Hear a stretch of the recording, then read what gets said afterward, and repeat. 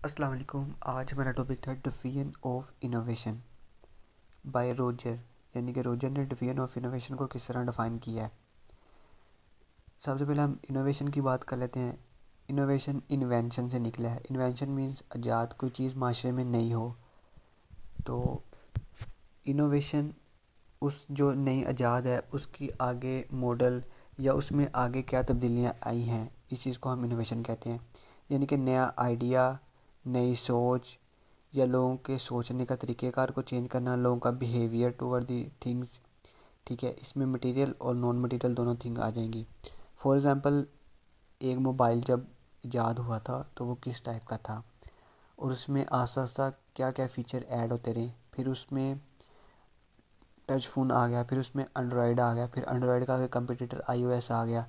Android एक time तक सैम्बियन के साथ compete करता रहा। फिर वो इसी तरह आगे आगे उसमें और फीचर उसमें ऐड होते रहे और वो और स्मार्टफोन बनता रहा। तो ये एक इनोवेशन होती रही इन्वेंशन की जगह पे। इसी तरह इसकी नॉन मटेरियलिस्टिक एग्जांपल टैक्सी में भी आ जाएगी कि एक टैक्सी चलती रही मटेरियल की फॉर्म में, लेकिन जब उबर या क्रीम आई उसने एक ऐसा सॉफ्टवेयर बना दिया कि लोगों का टैक्सी करने का एक तरीक़ेकार ही चेंज कर दिया।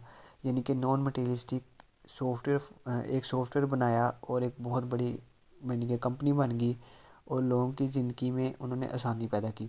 इसको इनोवेशन कहते हैं। अब वो इनोवेशन को लोगों ने किस तरह अडोप्ट किया, ठीक है, वो लोगों को किस टाइप की सहूलतें मैसर हुई, इसको हम डिफिजन कहते हैं।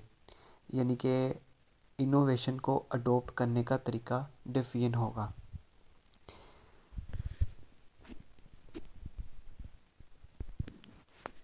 अब रोजन ने इनोवेशन के 5 मराहल बयान किए हैं।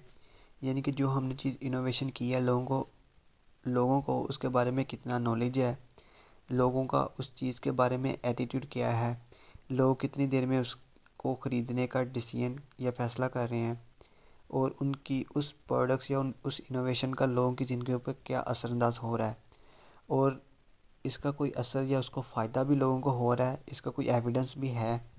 इस चीज़ों को रोजर ने डिफ़ाइन किया है और फिर उसने एक इसका ग्राफ बना के हमें भी डिफ़ाइन किया है कि जब भी कोई नई प्रोडक्ट आती है, फॉर एग्ज़ाम्पल एक मोबाइल जब नया पहली दफ़ा आया तो, या नया अब आता है 2022 में कोई नया फ़ोन आता है तो रोजर डिफ़ाइन करता है कि उसको लेने वाले जो अर्ली जो प्री ऑर्डर, जब एक फ़ोन आता है उसका प्री ऑर्डर होते हैं ना, प्री ऑर्डर में सिर्फ 2.5% लोग खरीदेंगे। ठीक है, फिर जब वो लॉन्च होएगा तो उस टाइम अर्ली अडोप्शन में 13.5% लोग आएंगे। सिर्फ ये वो लोग होंगे जो उस चीज़ को जल्दी अडोप्ट करना चाहेंगे। ये इस इनकी बहुत सारी इसके बैकग्राउंड में बहुत सारी रीज़न हो सकती हैं। स्टेटस हो सकता है लोगों में, मतलब उनका स्टेटस लो ना हो इसलिए स्टेटस को मेंटेन करने के लिए, या वो फ्लैगशिप में रहने के लिए चीज़ को परचेज़ करेंगे। इसी तरह फिर अगले जो होंगे 34%, तो वो उनके बाद आएंगे, वो उस चीज़ को परचेज़ करेंगे। फिर 34% लोग आएंगे। फिर एंड पे 60% वो लोग आएंगे जो माशरे में रहने के लिए, सर्वाइव करने के लिए उस चीज़ को लेंगे, क्वालिटी बेस पे भी, या वो भी स्टेटस सिंबल के लिए भी लेंगे।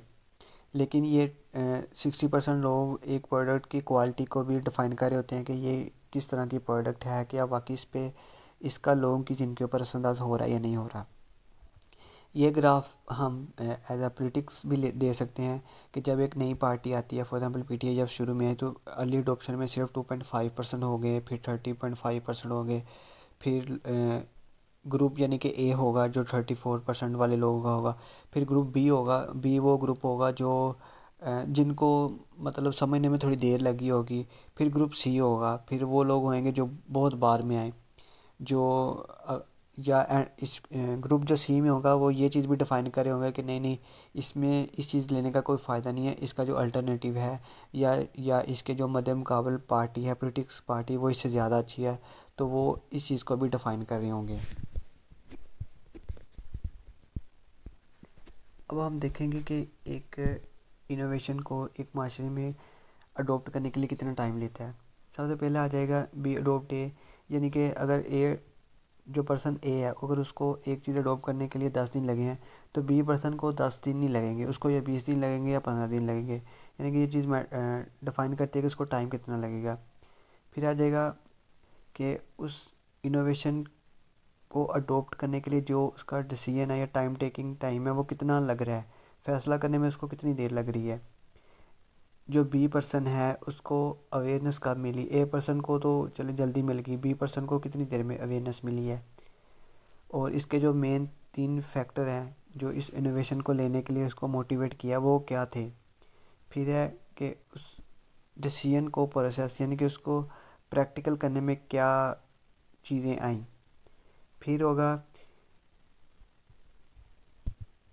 उस चीज़ को अगले मेंबर तक पहुंचाने के लिए कितना टाइम लगेगा।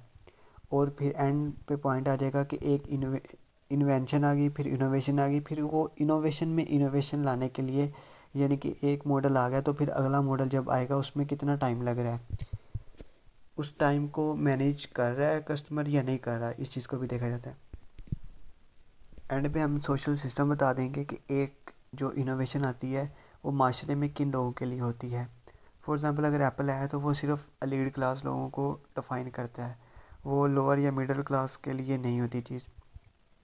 इसी तरह जो मिडिल क्लास वालों के लिए है वो मिडिल क्लास में किस तरह वो प्रोडक्ट अफेक्ट हो रही होती है, इसको ही हम डिफिजन ऑफ इनोवेशन कहते हैं। और यही रोजर ने इसको 1975 में डिफ़ाइन किया था।